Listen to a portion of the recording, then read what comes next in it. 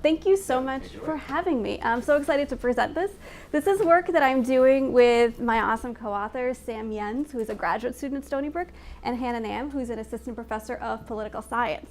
I'm going to start in a really weird place for a political science talk. And if you have not heard of this thing that I'm going to start with, I'm about to change your life.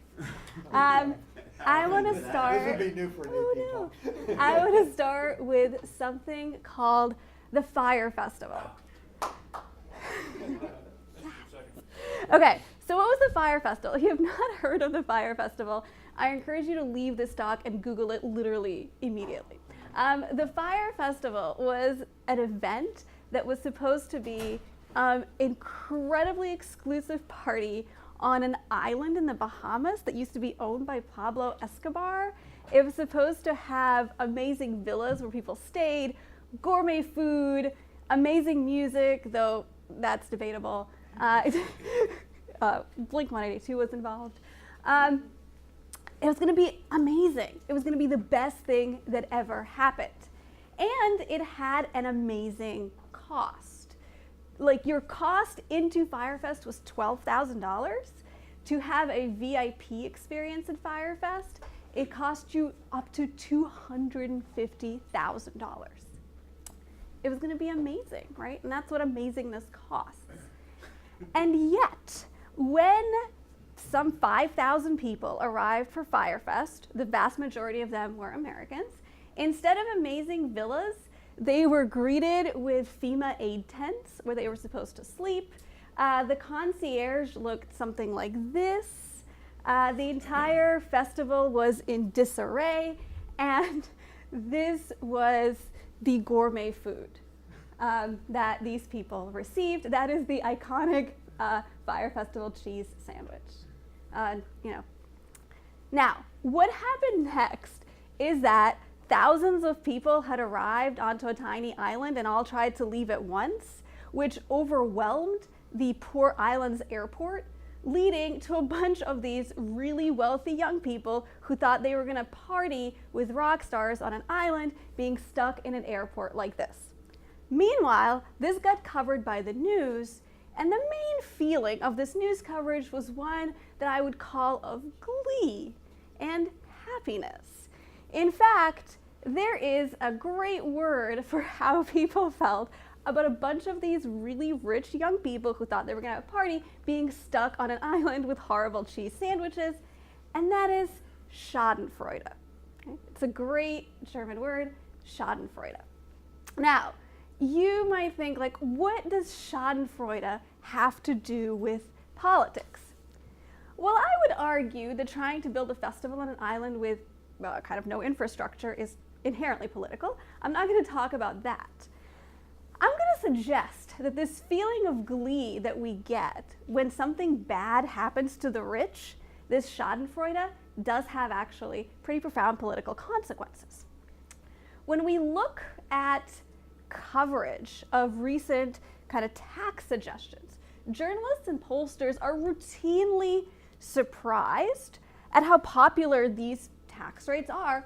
51% of Republicans support Elizabeth Warren's tax proposal when you don't say it's by Elizabeth Warren. There's something odd journalists keep reporting about how much Americans seem to hate the rich. But I would argue this hatred of the rich is actually almost emerging from the most unlikely of places too. This is Gloria Stump, and she is a big Donald Trump supporter. When asked by USA Today why she really likes Donald Trump, she says, he's a billionaire, but he's not a billionaire image. He's just as common as you and I. So for Gloria, and I would argue for a lot of Trump supporters, there are good billionaires, and ostensibly that's Donald Trump, and there are really bad billionaires. They're very bad rich people, but Donald Trump is a good rich person. I'm going to suggest that these three things, being excited that a bunch of rich kids got stuck on an island, support for tax rate, and even Gloria's belief that they're good and bad billionaires, are united by this thread of Schadenfreude. there is this thing that I'm going to turn almost anticipatory Schadenfreude. The belief that we're going to feel really great when the rich get their comeuppance, and then that's going to have some important political consequences. But I'm going to preemptively note something else that's important. This isn't going to mean that people are going to support redistribution to the poor. It means that people are just going to want bad things to happen to the rich. So what am I going to talk about today? Well, I'm going to talk about a theory of Schadenfreude. I'm going to say Schadenfreude a lot, which makes this a great talk for me, maybe less so for you. I'm going to present some experiments, and I'm going to talk about our next steps. I want to take a footnote here and say that I love presenting like living, breathing, in progress projects. It's kind of frustrating for me when I hear a presentation, the person's like, this has been published in a book, so it's already done. So part of the benefit of having a bunch of really smart people in the room is getting really good advice. I also love doing experiments, so if you have ideas, we can probably run this, right? I'm looking forward to the conversation here. All right, so let's start with Schadenfreude. What is Schadenfreude? The direct translation of Schadenfreude is guilty happiness.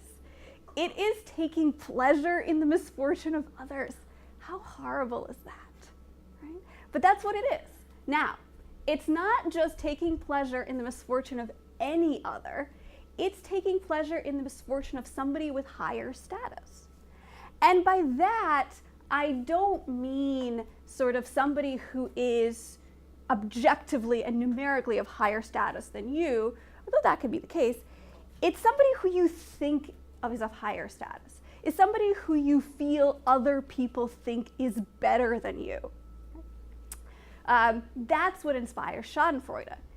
And when people talk in psychology about the misfortune of that other, it's usually not like horrific misfortune like death. It's usually kind of like garden variety misfortune, like being stuck on an island when you thought you were going to party. So it's kind of this pleasure. We feel this pleasure, psychologists suggest, for sort of almost very human reasons. If there's somebody who you believe others think is better than you, and they kind of fail, it makes you feel better about yourself. It's a very human emotion. I would argue we've all felt it. Maybe you all are much better people than me, so most people have felt it. I'll just say this. I'm not going to ascribe that to anyone else. Now, you could probably are thinking, Yanna is a terrible person. I've encountered many high status people, and I've been very upset when they have failed because I'm a good person. And it's true. There are probably many high status people that you would be very sad to see fail. There's a special kind of cocktail of things that have to come together for you to feel Schadenfreude. As I already mentioned, one of these is that somebody is of higher status. But another thing is that it's someone who you believe is in the outgroup. It's somebody who's different than you, right? So it's Gloria's belief that there are good billionaires and then there are bad billionaires, and bad billionaires are different from her. It's somebody who you think doesn't deserve what they have. So it's somebody that you imagine people think is better than you, but isn't actually better than you, right? To put it in like real political science terms, it's basically you getting a rejection from a journal, then opening an issue of the journal and being like, look at what they've published, right? It's that feeling, it's this undeservingness. Again, perhaps you've never experienced this, and I am just a much worse person. It's somebody that you resent, right? It's a person you resent, somebody you envy, and somebody that you feel competitive with. Now, these three things, resentment, envy, and competition, are actually going to heavily come into play when we think of how people feel about the rich. Now, I've actually deliberately not defined for you who the rich are, in large part because research suggests that the rich is basically anyone who has more money than you. People have a hard time defining who they see as the rich because it's these amorphous people who have more than they do. But it just so happens that when you think of these amorphous people who have more stuff than you often feel resentment, envy, and competition. Spencer Piston has a wonderful book on how people feel about the rich and the poor. And he finds that people feel a lot of resentment toward the rich. Resentment toward the rich is just as present as sympathy toward the poor, even among people who are quite liberal. There's research to suggest that we feel a bit of envy toward the rich. And, until those kids got stuck on an island, we probably wished we could go and stay in a really nice villa and drop our lives and pay $250,000. And there's a sense of competitiveness. But the competitiveness with the rich is often for those who have higher levels of income. No matter how much money you have, ostensibly there's going to be somebody who has more money than you. And so you feel a sense of competition with this unnamed group of rich people who just has more stuff. So if we think of this cocktail of resentment, envy, and competition, I'm going to suggest that this leads to anticipatory Schadenfreude. This belief that if those amorphous rich people got their comeuppance, you're going to feel really, really good. That there's something that should happen to punish those rich people, to take away stuff that they don't necessarily deserve. Is this going to be a generalized emotion? And psychologists do suggest that Schadenfreude is an emotion. Well, it's possible this might actually be a very bipartisan emotion, though in his research, Spencer suggests that Democrats are somewhat more likely to feel sympathy for the poor than resentment to the rich. If so, Schadenfreude might be the Republican sort of redistribution emotion. Another thing to think about is how this varies across different incomes. If a psychologist suggests the more money you get, the more competitive you start to feel with this amorphous group of the rich, people who are higher and lower in income might experience Schadenfreude in different ways, which might lead them to different political outcomes. And so putting this together, we're going to make a number of expectations and implications. Can I ask a clarifying question real quick? Is there like a distinction between, or is there a name for the emotion where I'm happy when bad things happen to people who are like me, rather than higher status than me? It was still probably Schadenfreude, because you're still feeling good when something bad happens to somebody else. Okay. It's just that you're much more likely to experience it when it's somebody who you in some way think is better than you. And just to kind of clarify that, even though it was entirely your question, higher status could be just totally in your head. Sure. Right? It could be somebody who is in your in-group, like a cousin or something, that you believe others think is higher status. Nice. Yeah. So what are the implications here? We expect that Schadenfreude means feeling happiness when the rich are punished, or when there's a possibility that the rich are going to be punished. But, and I want to kind of put sort of a strong point on this, we're not connecting this to redistribution. We actually believe that Schadenfreude means that you are happy when the rich are punished. You don't necessarily care about the poor. This is not an outcome where you're kind of saying, these rich people are going to be punished and their money is going to go to poor people. You don't care. You just want the rich to be punished. So where we are diverging from Spencer's kind of wonderful work is that Spencer really looks at sympathy for the poor, studying what leads people to want the poor to get stuff. We're really looking at what leads people to hate the rich. Spencer is a nicer person.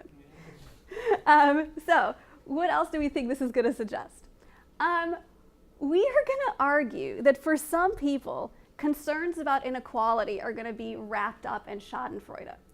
That when people argue that they aren't just worried about the poor, but are worried about inequality, a lot of that push is from their hatred of the rich and the desire to see something bad happen to rich people. And finally, where we're going in the future is to really think about who these bad rich people are. In surveys, it is extraordinarily difficult to capture who people think of when they think of the rich. And our goal is to use this idea of Schadenfreude to sort of analyze what somebody like our good friend Gloria Stump thinks of when she thinks of bad billionaires. But because everything is full of disappointment, today I'm just going to talk about these two things, and I'm not going to talk about the inequality or the downstream effects. All right, So how are we going to look at this? I'm going to do 3 experiments. The first 2 are done in Mechanical Turk. The third one is done on a large national sample. Before I get to my research, I want to talk a bit about samples. There was a big, I will call the MTurk robots scare of 2018, where a bunch of people were like, everyone taking studies on MTurk is a robot. This is my exaggeration of actually a very nuanced debate. Since then, actually, we know a lot about this fraudulent responding on online surveys. And by the way, I should say it's not just MTurk. Anytime you have people taking surveys online, some of them could be robots. Since then, a lot of companies have actually stepped in, corrected fraudulent responding. We have a lot of methods to look at fraudulent responding and weed out people who might actually be sending bots through online surveys. So if your comment at the end of this is going to be, it seems like the robots really hate rich people in your studies, we've checked for robots. They might hate rich people. All right. They don't experience Schadenfreude. But no, they're robots, right? They have no emotions, Yeah. unless they're very advanced robots. But who knows? Right? Okay, so what are these studies? Right. So our first study is going to be like a very baseline study to see if people distinguish or have different responses to policies depending on who the policy is designed to benefit and designed to harm. We're going to look at policies for snow removal, which state that every homeowner is responsible for removing the snow in front of their own house. This is true in a lot of northeastern cities. You have to clean up your own street in front of your house. What is also true in a lot of northeastern cities is that nobody does. Right? So nobody actually really cleans the snow in front of their house on the sidewalk, and it's very bad for pedestrians. So we're going to present our respondents with a new policy in which people are going to be fined if they do not remove the snow in front of their homes by 8 a.m. This is a real policy that the City Council in Cambridge was actually discussing. And we're going to suggest 2 conditions. In one condition, there is this policy. People didn't remove the snow. It harmed rich pedestrians trying to get to work, and people had to pay a fine. In a second condition, same case, you didn't remove the snow, except it was poor pedestrians who were inconvenienced, and you also had to pay the fine. So in one case, you're paying the fine because you inconvenienced rich people. In another case, you're paying the fine because you inconvenienced poor people. So what's going to happen here? Well, our Schadenfreude prediction is that people are more likely to think that rich pedestrians deserve to fall in the snow, as opposed to poor pedestrians do not. This, we argue, is going to lead to how people view this policy of fining homeowners. So if you think that the rich people deserved what was coming to them, you're going to think that the fine is unfair. You're going to be less happy with the policy, and you're going to be more willing to change policy. Yes? Can you just say, Yanna, a little bit about how you are operationalizing the harm to rich versus poor? Oh, in this, we told them that snow wasn't removed, and it made it difficult for pedestrians to get to work. So that was the harm to the rich pedestrians. So it was difficult for them to traverse the street. But how is it indicated that they're rich or that they're poor? Oh, we're saying that the people who pass through the streets are high income. Okay. Yes. The pedestrians are high income pedestrians passing through the street versus low income pedestrians.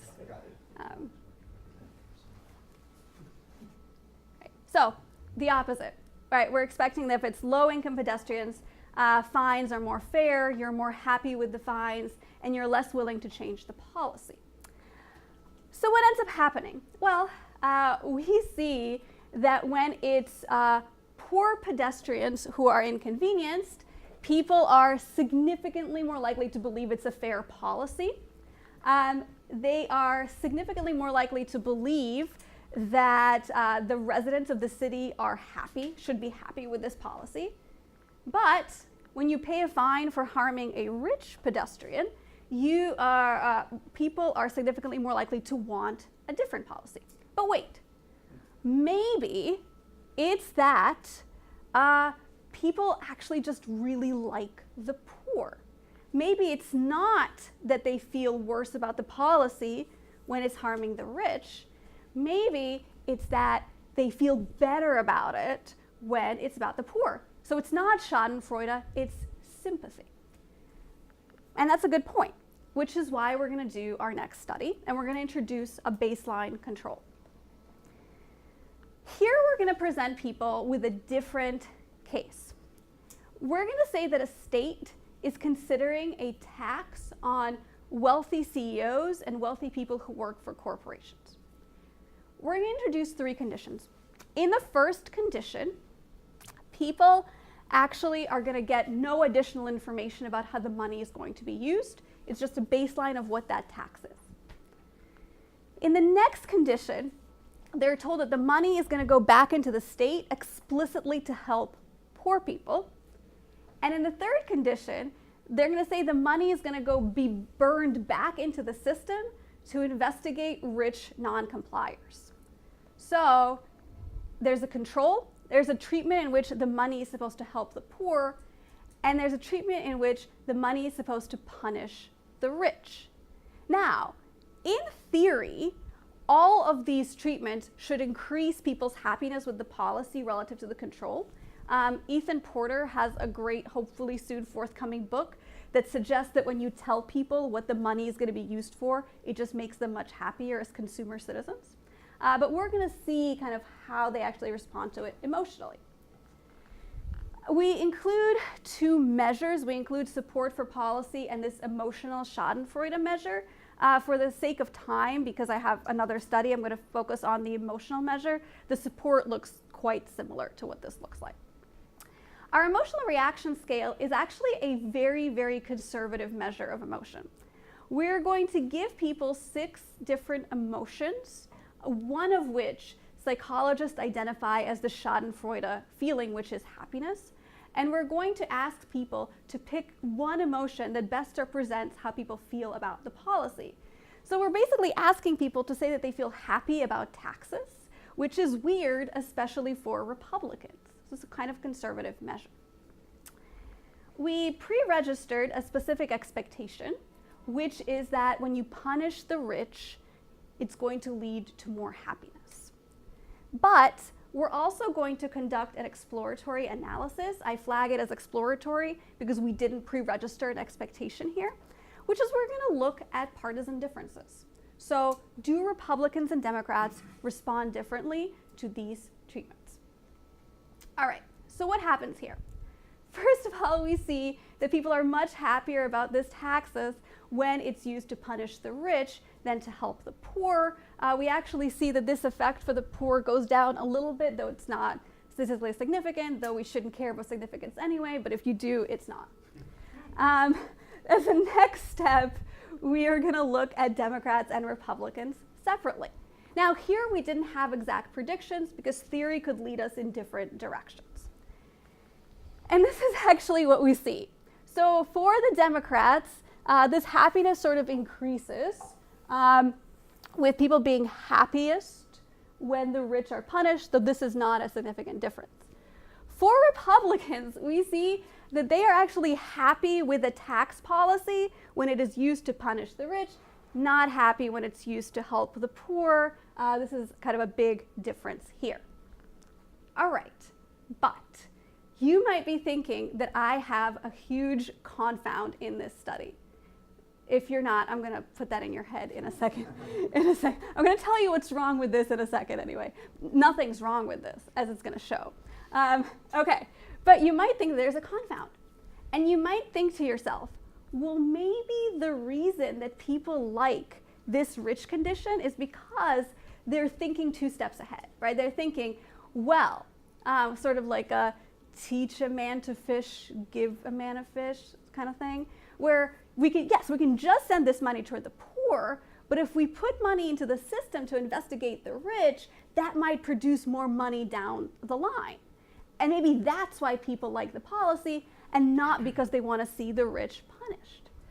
First of all, this would be sort of following Ethan Porter's book, a very unusual way for our survey respondents to think. It would mean that our survey respondents are actually more savvy than literally any person he surveyed in like the thousands of people in his book. But it is something that we want to test. So we are going to conduct a different study. We're going to give them that rich treatment, and we're actually going to ask them what comes to mind. And what comes to mind is basically sticking it to the rich. There is sort of a tiny proportion, I think 1% wrote something about giving more money to the system, but most people were really into sticking it to the rich. We did this again, where instead of just asking people what you're thinking about, we gave them options, in which one was this will produce more money for the state. Almost no people selected it. People really were focused on punishing the rich. Okay, so far we see that punishing the rich is perceived as more fair. It leads to more happiness. There's a Schadenfreude. But there might be still other problems here, right? Maybe we got a really strange sample of Republicans. Maybe all the Republicans on Mechanical Turk are super weird and they like taxes and they're just odd. I would argue that if you follow Scott Clifford's work on Mechanical Turk, it's actually the Democrats on Mechanical Turk who are super weird, but it's possible. I still haven't said literally anything about income or the way that income distributions affect your response to the rich. And maybe there's an alternative explanation here. Maybe people are fine spending money, they just don't want to spend any money on the poor. So, to consider all of this, we are going to turn to a national sample. This is going to be a sample recruited by a survey company. It's going to be more representative of the country, and it's also going to introduce a new condition. We're going to continue with the design of the study. There's the control group, there's money used for poor, there's money burned back into the system to punish the rich. But we're going to do a fourth treatment in which the money is now going to be used for roads. And it's not stated who is using the roads, presumably anyone. For ease of discussion, I'm going to call these control, poor, rich, and roads. We're also going to introduce sort of a complication to our measure. In order for us to be able to use a strict version of this Schadenfreude measure and a broader version of this measure, just to see if the results hold up. In research on psychology, it's suggestive that the Schadenfreude emotion is happiness. But now, to our list of emotions, we're going to introduce another emotion that, in our reading of the literature, is also connected to Schadenfreude, which is excitement. And I should say that my co-author, Hannah Nam, is a real live psychologist. So we trust her judgment on this as well. We pre-registered our hypotheses. We again pre-registered the idea that there's more happiness when the rich are punished. This time we pre-registered that we're going to look at party differences and income differences. And our exploratory analysis here is going to be the interaction of your income level and your party. We also have another exploratory analysis where we look at Trump voters that I'm happy to talk about later. So this sample looks kind of similar to what the American populace looks like. It has 736 people. This is our Democrat and Republican breakdown. Our income distribution, this is the US median income. This is what our income distribution looked like. So we do have kind of a good distribution on this key variable. So what do we see next? So first, I'm going to look at kind of this idea of positive emotions. Now we're going to combine both happiness and excitement.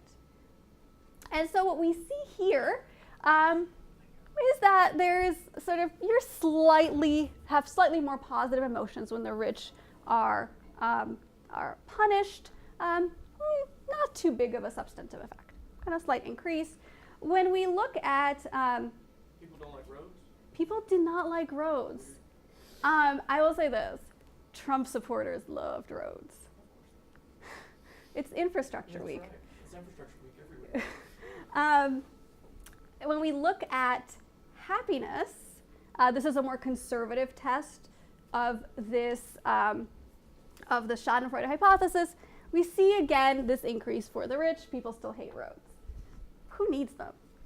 So then we divide our sample into Democrats and Republicans, and this is where the results, to me at least, get kind of interesting. Not that it hasn't been interesting. You can get over the boredom of this talk so far, and this is where you can wake up. Okay, so this is where that was interesting. So first of all, our biggest jump is for Republicans. To get Republicans on board with this taxes, you tell them that it's going to punish the rich. This is something like over 25% of Republicans reporting positive emotions about a taxes. It is being punishing the rich. When we make this more conservative, just one emotion, happiness, the effect still remains. We have a bunch of Republicans telling us they are really happy about this tax rate. What about income?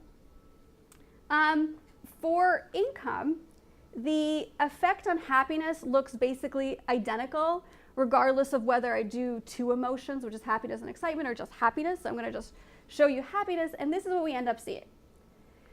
In the control condition, you feel less happy about this taxes as your income increases, downward slope. The richer you are, the less you want rich CEOs taxed.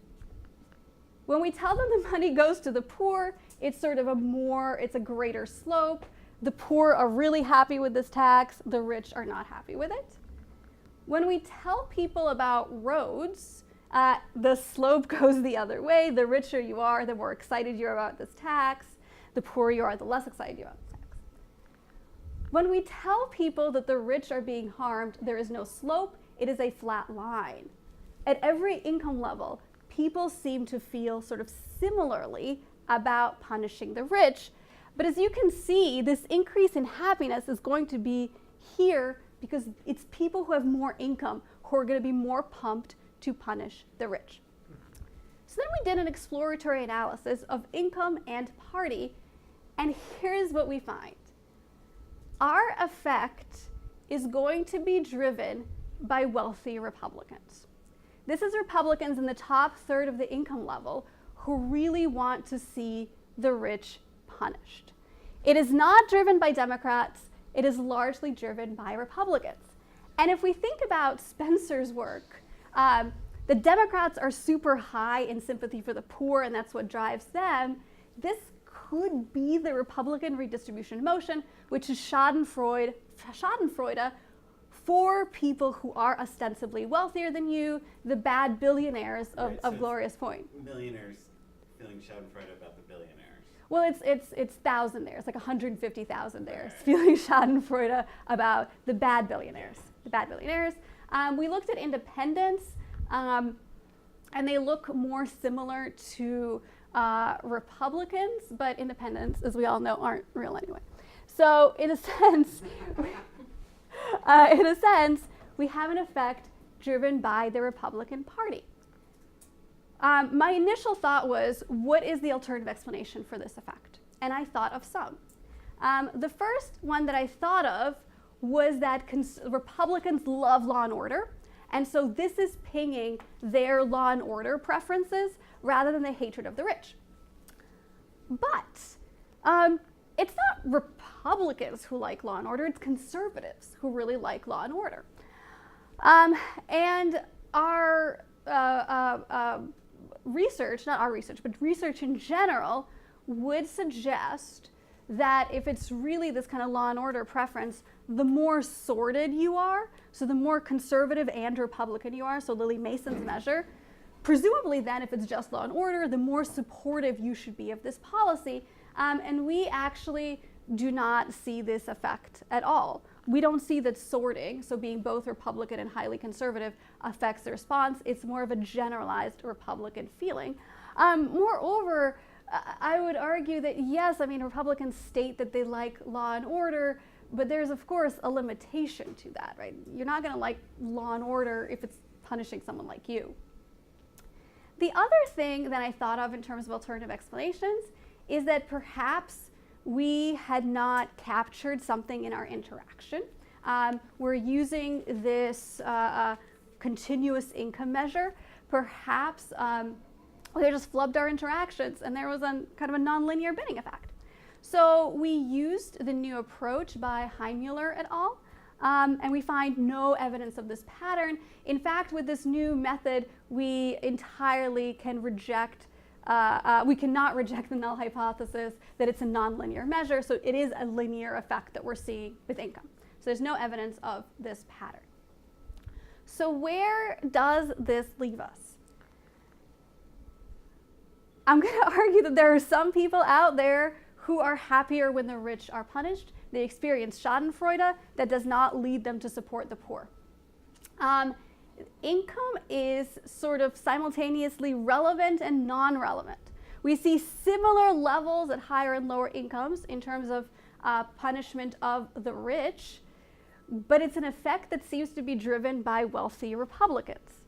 Wealthy Republicans who seem to really want to punish bad billionaires. So what do we do with this next? Well, first of all, we need to figure out who are these Republicans thinking of when they're thinking of the rich? Who are the bad billionaires? We want to think about more downstream effects of Schadenfreude. Is this something that you could actually press on to really kind of push people who shouldn't like taxes into really liking taxes? I would argue that polls where 51% of Republicans want Elizabeth Warren's tax rate is in fact suggesting that. But the one thing I want to point out for now is that Schadenfreude shouldn't be confused as a desire for redistribution. I want to suggest that there are groups of people out there who want to punish the rich but have very little interest in helping the poor. Generally, we have always put these things together in a kind of a seesaw manner, that you want to help the rich, but you don't want to help that you want to help the poor, but don't want to harm the rich. But I would suggest that Schadenfreude is its own kind of push. There's a desire to see the rich have some sort of comeuppance without really as much consideration of whether these funds are necessarily going to go to the poor. And this idea that some people just genuinely hate the rich, or whoever they think the rich are, is something that I think is quite important to be explored in kind of a given political moment that we're at right now. And that's it. So I look forward to all of your questions that I hope I can answer. Thank you.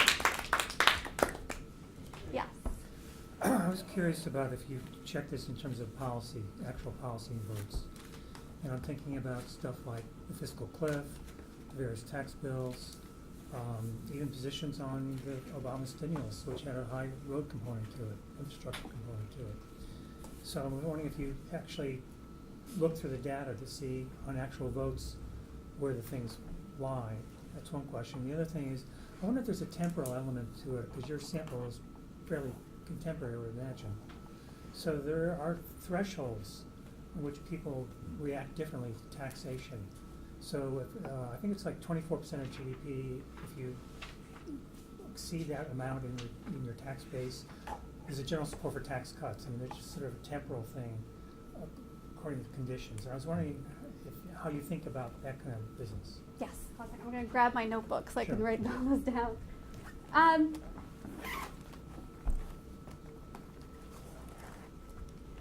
So on sort of your first question of looking at observational data, it's a bit hard for us to look at observational data because we're looking at an independent variable that hasn't been measured. However, using Spencer's measure, which is just resentment for the rich, you do see sort of very clear links with policy preferences, and you actually see clear links with voting. So for example, people who have high resentment for the rich but don't necessarily have much sympathy for the poor were much more likely to support Bernie Sanders as a candidate.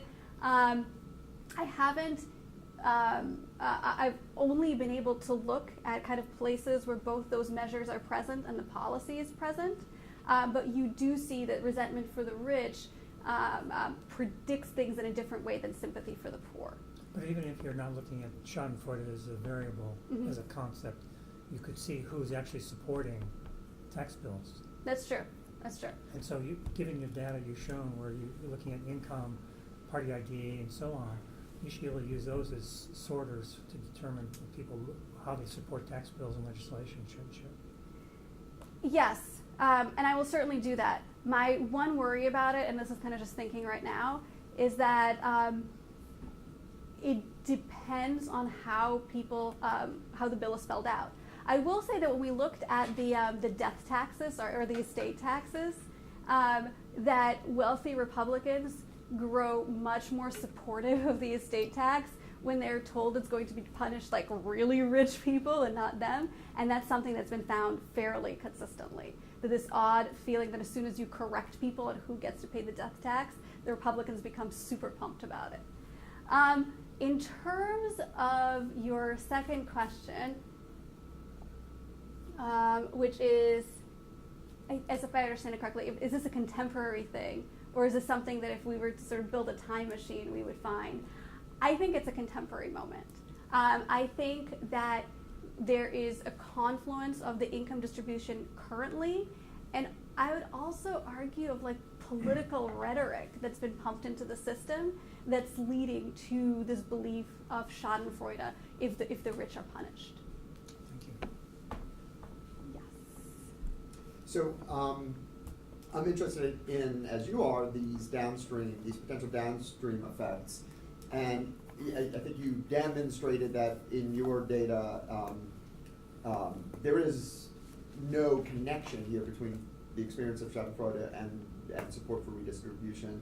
But my question is, could they be linked? Could they be connected? Could it be, is there a hypothesis that could be tested that connecting redistribution to Schadenfreude is something that could lead to support for redistribution where you don't see it now? And I would call that the Willy Wonka hypothesis for the following reason. Charlie and the Chocolate Factory, the book and the movie, like, that is the ultimate story of Schadenfreude. It is a bunch of undeserving, rich brats. They're children, Paul.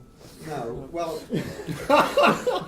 they're fire. They would have been attending the fire festival, right? If they weren't going to the chocolate factory, right? It's the same.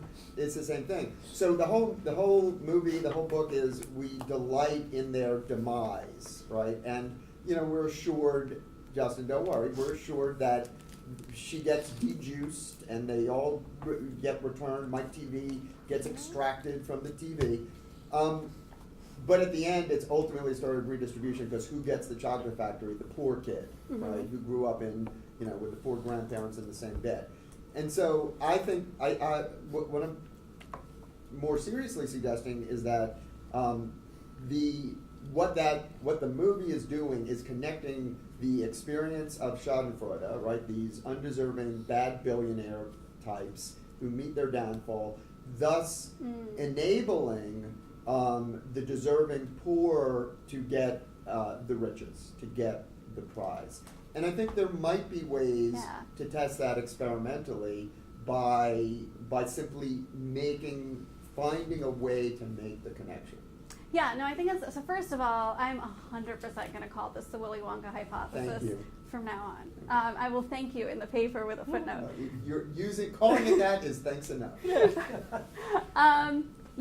I think it could be done. I think the connection would have to be made sort of very explicit, as you suggested, where people first get to experience this bad billionaires, and then there's this good person. I do think, I'd have to think through this more. I think it would depend on who it's being redistributed to.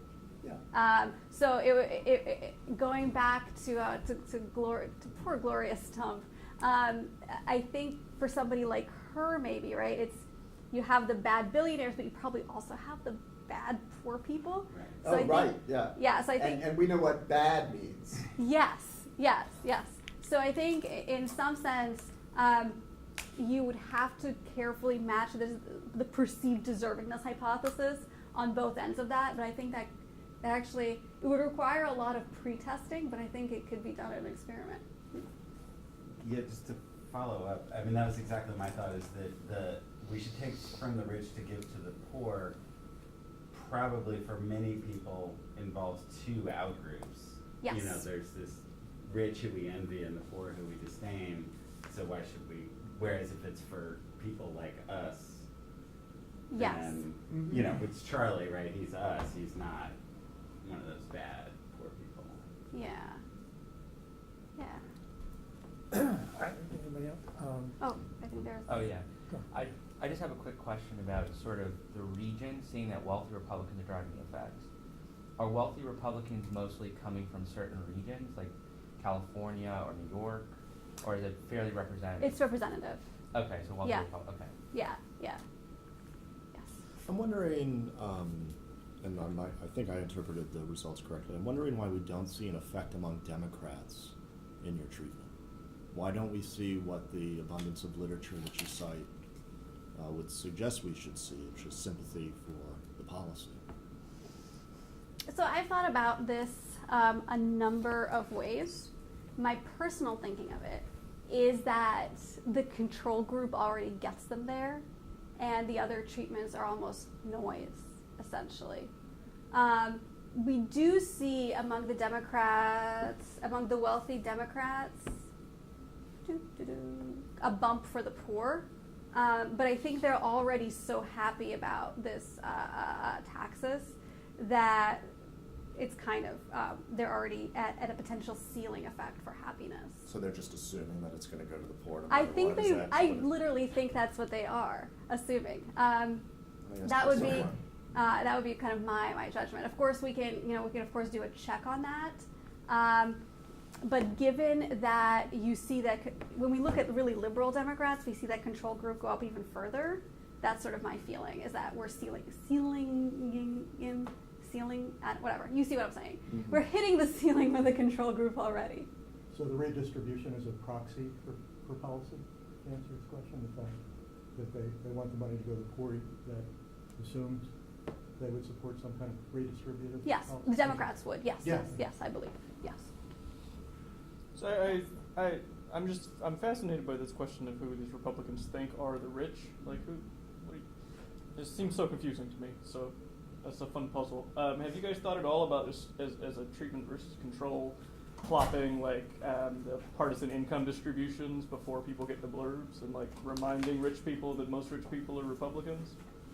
Like just like Wow. right, like like this is the inequality, or this is the income distribution of the Republican Party versus the income distribution of the Democratic Party. It's just a quick reminder before I ask you to punish the rich. This is you. That it's actually you that you're talking about for a minute, as a way to sort of force them or remind them. That would be really interesting. So in terms of who they're thinking of, honestly, my initial hunch was that they were thinking of my people, which is Jews coming from New York, when they think of the rich. But that's possibly not it, right? It's unclear. Though Trump himself is from New York. Sure. I don't know. Queens. Huh? I guess it's Queens. Queens. That's why it's good billionaire. So yes. The good billionaires come from Queens. Oh, in terms of doing the distribution, that would be. I mean, like you could even lie about it, just like tell people Republicans aren't average rich, even if it's not my true. IRB would be so upset. Yeah, we send it through Yale or something. Like, the IRB won't care. It's true. Okay. So after we defraud the state of New York, we Yeah. presumably could do the study. Oh, this is being recorded. Yeah. After we definitely Don't do that. do not do that. Yeah. Yeah, I kind of wonder if this is where we might get the distinction between Republicans and Trump Republicans.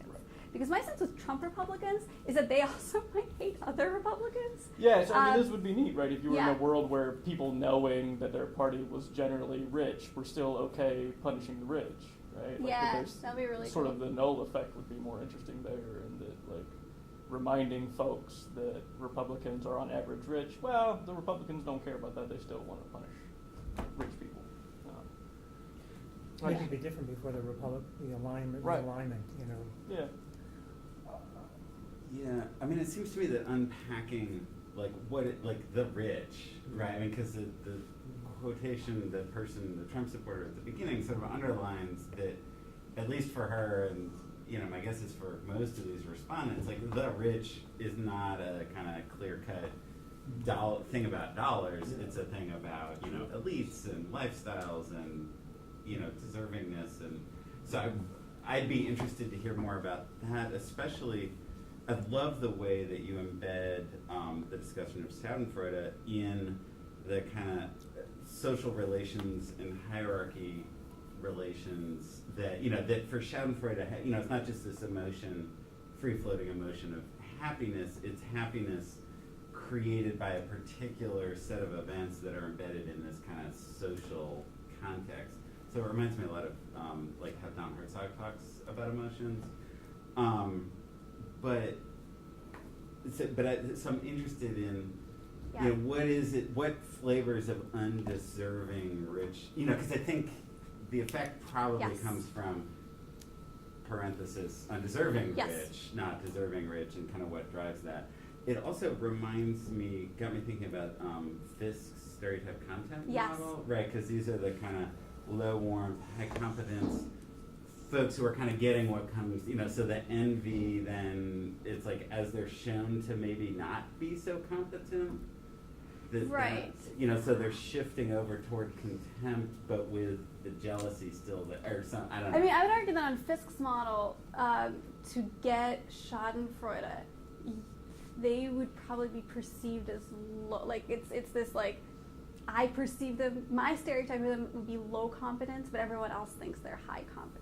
Yeah, but so it's like the It's a rich- perceptual. It's the rich yep. white guy who I know isn't so great, but everyone. So it's also something about like my view compared to the social. Exactly, value. exactly. And I think and I think that is why, in some sense, capturing who people think of as the rich is something that is incredibly elusive. Because when people try to do it basically just on income, it's sort of all over the place. It's entirely relative. It's based to Yeah. anchoring of where you are, where your own income is. So I think that it becomes less about income, but literally about the perceived social position that you think somebody is holding. And I think that that is actually going to change, not even just by party, but within sort of different flavors within party. So would using the term like elites, because I mean I think that would get the same effect for yeah, I Republicans. mean it seems yeah. like the kind of rhetoric of those elites who, you know, have been screwing you over is all about kind of stoking exactly this kind of reaction. Right. Right. But why would rich Republicans hate elites more than less rich Republicans? That's what I don't understand. I mean, if this is really a social commentary and not just a predatory personal view of competition, why would it only affect the rich? Does that make sense? I think it would depend, actually. So I think what we're seeing here is a function of how we've described these people in the experiment, where they're just kind of described as rich, and it's sort of getting to the competitiveness of Schadenfreude. The closer you are to compete, the more you are that. I think if we backed away from the language that just spoke of wealth and turned to this idea of elites, which pigged more this outgroupness and difference of you, we probably would get an effect amongst most Republicans, Okay. essentially. That's- That'd be I my sense. suspect you're right. That's what Yeah. I was thinking, yeah. Yeah. Kind of, this is an anti-establishment. Right, because kind of yes. faux populism. Yeah. I mean- Right, yeah. To me, this idea is sort of, this is why Schadenfreude is so interesting, because it's this cocktail of different things, and it seems like it depends on what you push, and I think here we kind of heavily pushed competitiveness, which I think got us that wealth effect. So I'm here's, sorry. Oh, it's my fault. I didn't pick on anyone. I just kind of let people speak. Yeah, I saw that. let me I ask did you a raise my question. hand. It seems to me what you're studying are tax increases, right? Yes. So, and that's a certain kind of people who would favor tax increases would have a variety of desires. But a lot of policy is about tax cutting. I'm wondering how your model affects to that. I'm thinking, for example, about supply side economics, which has legitimized a lot of tax cutting, which is about both reducing unemployment and reducing inflation, which presumably has social class benefits. And so, does your model only work for tax increases? And if not, how would you apply it to tax cutting situations? Right. Or Wait, college admissions reform. Yeah. Yes. That's some amazing Schadenfreude, right? Like, They hate Hollywood then. I was at the gym and it was on MSNBC and Fox at the same time, and I said, "This is how we fix America." Like the coverage of it. By covering for people who paid for their kids to get into Yeah. USC? Question mark. So no. But how would it affect those different policies? Right. To Jim's Okay. serious question. So I come at it actually as somebody who does political behavior and political psychology. My initial sort of baseline is not to be kind of mean to people, but that people have a very hard time understanding the effects of tax policies. And I think the estate tax example shows this very well. So my sense is that this could apply to basically any policy depending on how it is framed for people. So if we take something like tax decreases and we push on different aspects that different outcomes that could be caused by that, we affect how people interpret that, and then it leads to different people having different responses. And same thing, I think, with the college admissions scandal. I actually think the coverage has been pushing like pretty hard on Schadenfreude and these dumbass rich people kind of paying for their subpar children to go to college. Who then blog about how Who then what it blog is about how they're working. not going to class. It's an amazing Schadenfreude example. And the problem, though, I think that we run in with that is that I think we can 100% get people to a Schadenfreude. I think we can 100% get people on board with punishing the rich. I think the question then becomes, what is the framing of the actual policy? We need to connect a policy outcome to that emotion, and I think that's where it becomes hard. If the policy outcome is just like, kick out the rich people from college, I think you would get some buy-in. I think it sort of becomes, that's the difficult part. But I think the model applies broadly. It depends on how you talk about the policy, because people need those connections made for them. How come you define Schadenfreude? You had the idea that people think the rich are undeserving. Yes. What about people who believe that the rich deserve it in some sense, but still feel joy when they're hurt? I mean, isn't that a more pure form of Schadenfreude Yeah. than the one we're talking about? Everyone can hate these people who got their kids in school. What about the people who are part of the elite? Sure, they've had a lot of privileges, but they deserve to be where they are. But it's a terrible thing to see that. I mean, it's a wonderful thing to see them fail, and you take great joy in that. That would be pure perversity. That would be. And so I don't know why you've defined it in terms of this idea of merit. You know, so I'm going to kind of go to my baseline, which is blaming psychologists. And I will say that I follow, my definition follows from psychologists. And psychologists sort of suggest that there has to be some negativity that you feel to this person. Even if you feel that they've gotten everything that if you genuinely feel that this person is 100% deserving, and you really like them, and you feel no envy, when something bad happens to them, you'll feel only sympathy. So even if you think somebody's 100% deserving, on some level, you must feel something negative to them. There must be some kind of dark part of you that feels maybe envy, or even kind of a good-natured competition. Well, then envy might be a better word than Schadenfreude. But Because, when you do think of Schadenfreude, I'm not sure that the person always has to be undeserving of the fate that they get. But I see your point. So I agree to disagree, because I think Schadenfreude is actually exactly the word I want to be using, because it's a competition. It's a combination of these many emotions.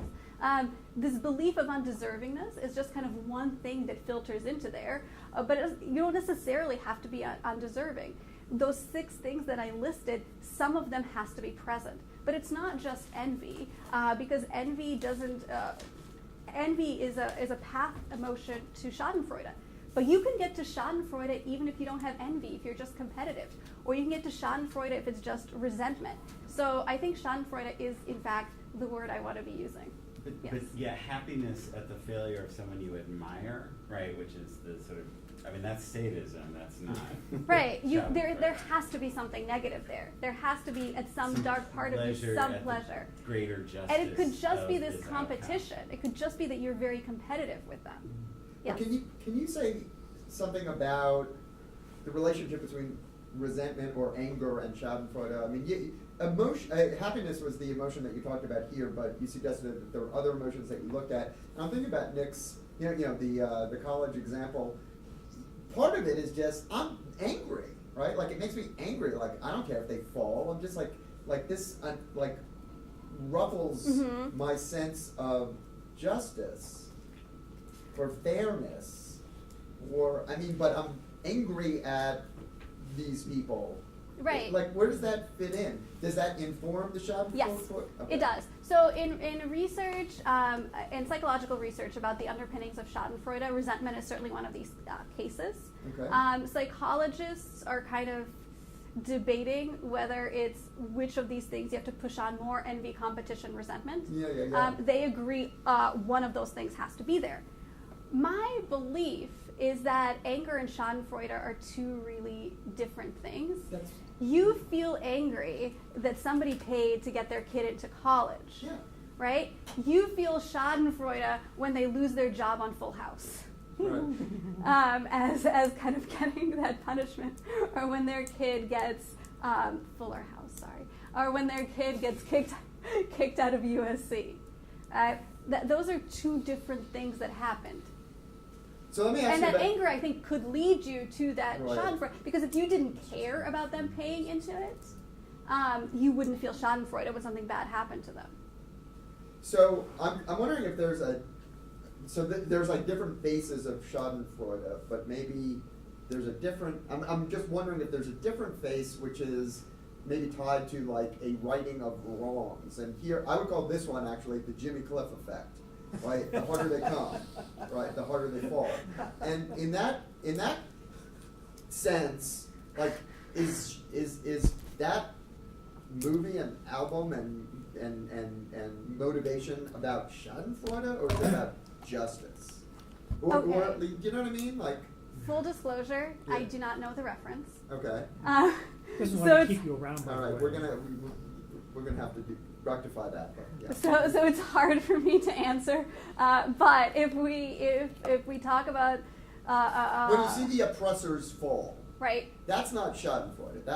that's or- justice. That's justice. So that's my question. Like, Right. what's the line between Schadenfreude and justice? And I mean, maybe it's the sense of happiness. Yeah, I think they can be connected. I think Schadenfreude is this idea that somebody who you thought was better than you, who might not have been oppressing So you if at you're an all. oppressor, I don't think you're better than me. I Right. think that you've ill. Yeah, that you've actually Yeah, ill but harmed. did I really these are think peop- that these actors and billionaires were better than me? I think you're experiencing Schadenfreude. I think you believe justice has been served and you're experiencing. I mean, I just psychoanalyzed you, but I do think that those are the two things that you're experiencing. You think it's just that somebody got kicked out of USC and you feel happy about it. I think those are two, one is an emotion, one is a perceptual belief, which is the belief that justice has been served. Justice is about playing by the rules, and the problem with these people is that they violated the rules. Even Exactly. though the rules favor the wealthy.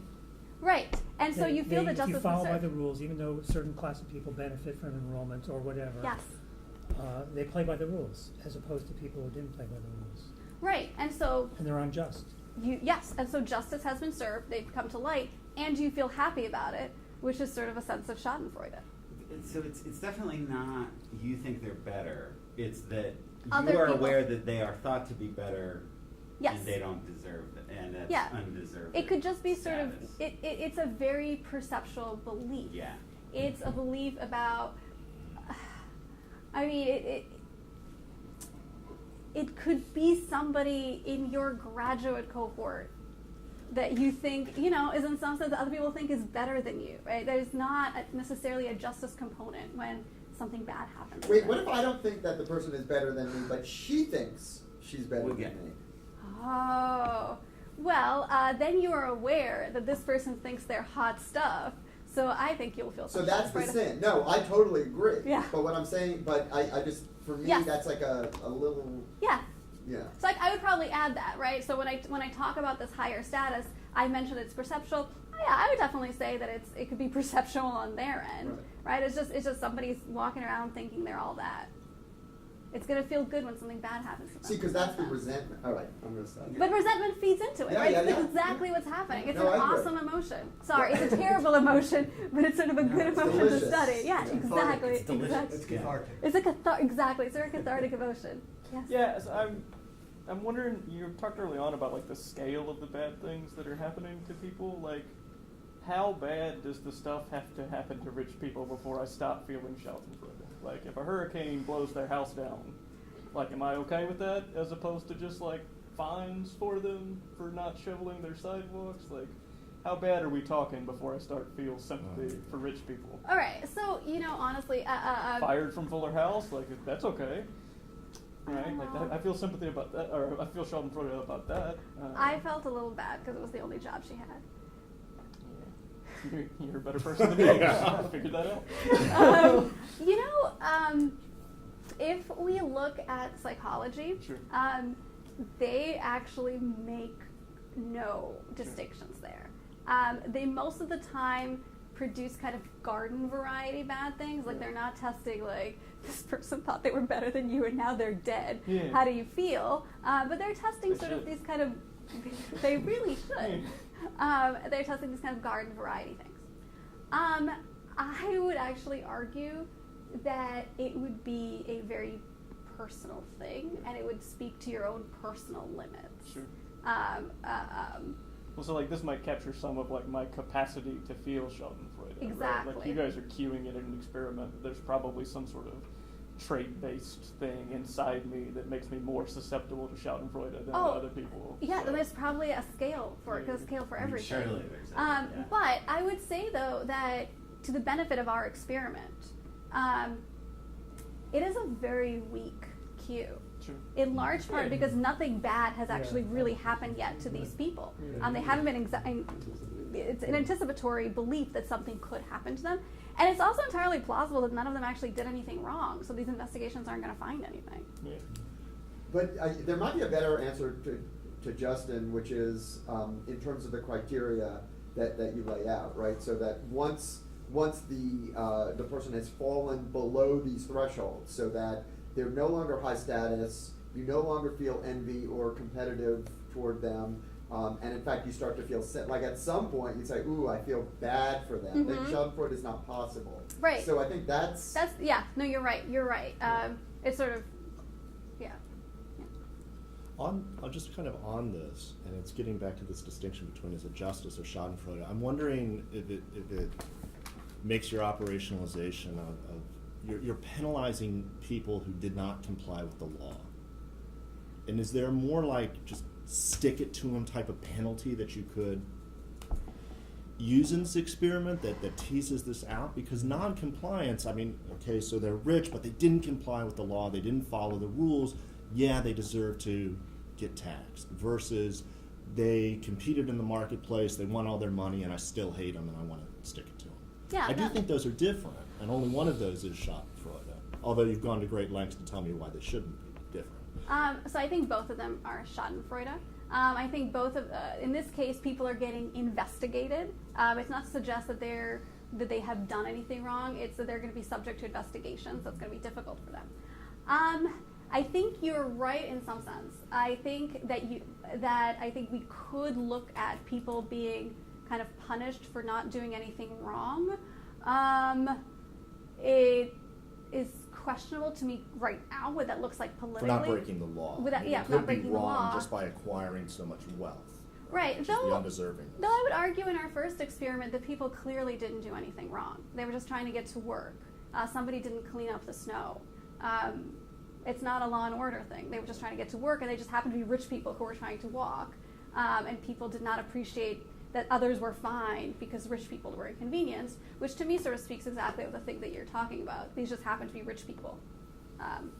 So in talking about all this stuff, the thing that I had in mind was imagining a rich community on the beach getting wiped away by a hurricane versus a poor community on the beach getting wiped away by a hurricane, with like different levels of investment in disaster mitigation, right? Like, so as climate change gets worse and worse, like some people have prepared themselves. Am I more satisfied when the rich didn't prepare themselves and something bad happens to them? They're not breaking laws or anything like that. They just don't have any foresight, and I get excited when something horrible happens to them. And anecdotally, I think that would actually work out exactly as you suggest, because whenever we talk about these kind of unexpected disasters happening to people, and you look in the comment sections of articles, there's inevitably a large group of people saying, why are you covering this? I don't care. These people were rich. Serves them right, or Yeah. they've got money to make up for it. or Exactly, something like that.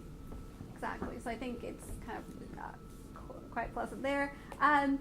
I also, just a brief point, I do think you can feel both that a sense of justice has been served and Schadenfreude.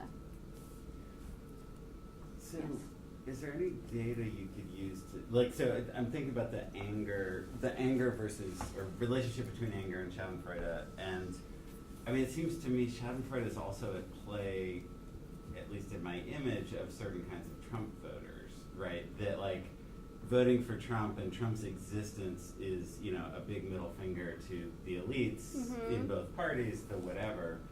You know, and so you know, if only the 2016 NES had a Schadenfreude scale or something.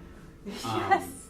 You know, like our Trump voters and maybe Sanders voters both kind of higher either in trait Schadenfreude or at least something about the political system. Anyway, I think Sanders, and that would get away from, that would get away from just, because when it's all of these examples about the rich and maybe trying to talk about elites are conflating certain things that maybe that would be a way to disentangle. I think Sanders voters definitely are. So having looked at kind of how Sanders voters operate, and kind of how sympathy for the poor and resentment for the rich factor into Sanders voters, I think that there's kind of a clear, even though there's not a Schadenfreude scale, there's a clear kind of Schadenfreude component. Yeah. Also in some of the other work I've done with Adam Levine, where we've coded Sanders' speeches, he's definitely pinging on Schadenfreude quite a bit. So I think that kind of speaks to that as well. I hate to bring you back to tax policy. Okay. So not my area, but yes. because you picked it, but I think it also is useful in terms of transactions and evaluations. Could you look at different kinds of taxes and see what the dynamic is? So, for example, user fees, or property taxes, or other considerations. Because it's always for you, for your model, it's always about somebody's higher and lower, right? That's the consideration for you, is always higher and lower. Just if I understand your question correctly, are you asking if this would be different of different tax policies? There's a whole bunch of different taxes where there are different treatments. there are egalitarian taxes, there are higher tax, property taxes as opposed to income taxes, sales taxes that they have regressive as opposed to progressive qualities. And I'm wondering how your model would apply to different kinds of taxes in terms of transactions and how they will be evaluated by different groups. Does that make sense? Yes, it does make sense. So I'm going to answer this two ways. You'll probably find both of my answers incredibly unsatisfying, but here it goes. So one, I do think that looking at different kinds of taxes is important, but I actually think it's important in terms of the generalizability and external validity of the experiment and ability to replicate. Other than that, my model is not necessarily a model of the type of tax, but it is a model of the type of framing. Yes. And I think that any type of tax can be described in a number of different ways. Returning to Porter's book, he takes sort of a tax and describes it in a receipt form or a transaction form or different forms, and all of those, the same taxes produce wildly different beliefs amongst people depending on how you describe them. I think it would be very interesting to take the different types of taxes that you're discussing and see which people they ping, but ultimately I return back to the framing. And I think that's sort of the difference, I guess, between somebody who does political behavior and somebody who does tax policy. My belief is that it's entirely important how you frame something, whereas I guess somebody who studies tax policy would say, no, the taxes itself is important. No, I agree with you with the framing part, because I was a lobbyist for a long time. It's the issue here of, for example, supply side, where you frame it a certain way in terms of dealing with stagflation, but the same people benefit regardless of circumstance, even if there's no inflation. Right. Stagflation. So tax cuts for Bush, tax 43, tax cuts for Trump. There's no stagflation going on, but they still frame it in those. That's those true, ways. but one of the most robust findings in American politics is the lack of knowledge amongst the American people, and their relentless belief in the framing, regardless of what the tax policy is actually doing. You mean they're not all rational? Oh my God. If they were, it would certainly make political psychology a lot less boring. So yes, I think that if we were to take people who are highly knowledgeable and highly educated, I do think that the type of tax might sort of differ for them. I think if we were to take the average person, they would be highly reliant on the framing. And I return to the estate/death tax example because I think it's a great one. You can move people around on the same taxes entirely by the framing, regardless of the fact that the same people are impacted by what's happening there, no matter what is actually occurring. God, that's such a pessimistic response about the level of knowledge about the Americans, but that's where I am at. All right. Well, Thank you so much. This was so helpful.